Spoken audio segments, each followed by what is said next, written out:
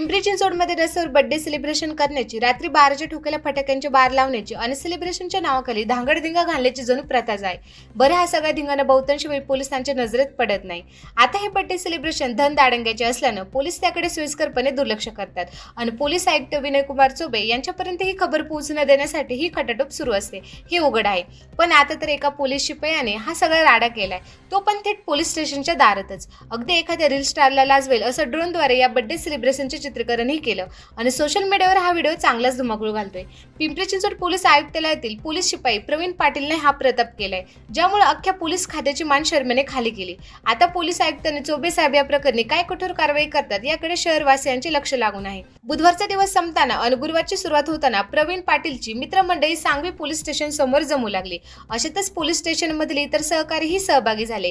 Cake, आकर्षक फटाके, drone अशी सगळी सोय करण्यात आली. मग काय, 12च्या ठोक्याला प्रवीणसह मित्रमंडळी पोलीस स्टेशन समोरील रस्त्यावर आले.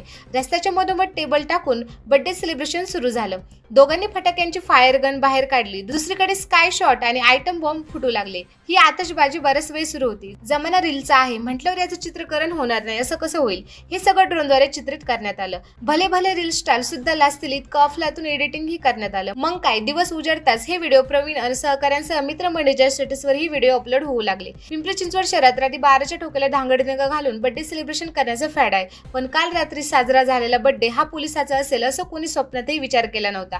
बरं, पोलीस स्टेशनच्या दारात हे सगळं होत असताना इतर पोलिसांचे कान आणि डोळे बंद होते का, असा प्रश्न आता सर्वांना पडलाय. बरे, या महाशयांनी हा व्हिडिओ स्टेटसला ठेवला, त्यामुळे पोलीस वर्दीचा कसा गैरफायदा होऊ शकतो हे समाजासमोर आलं. आता नेहमीप्रमाणे ही बाब पोलीस आयुक्त विनयकुमार चौबे यांच्यापर्यंत कोणी पोहोचू दिली नाही. पण पुढारी न्यूजच्या हाती हा व्हिडिओ लागला आणि पिंपरी चिंचवड पोलिसांच्या पायाखालची वाळू सरकली. हा व्हिडिओ पाहून वरिष्ठांनाही धक्का बसला. पण या व्हिडिओमुळे अख्ख्या पोलीस खात्याकडे बघण्याचा दृष्टिकोन मात्र बदलला.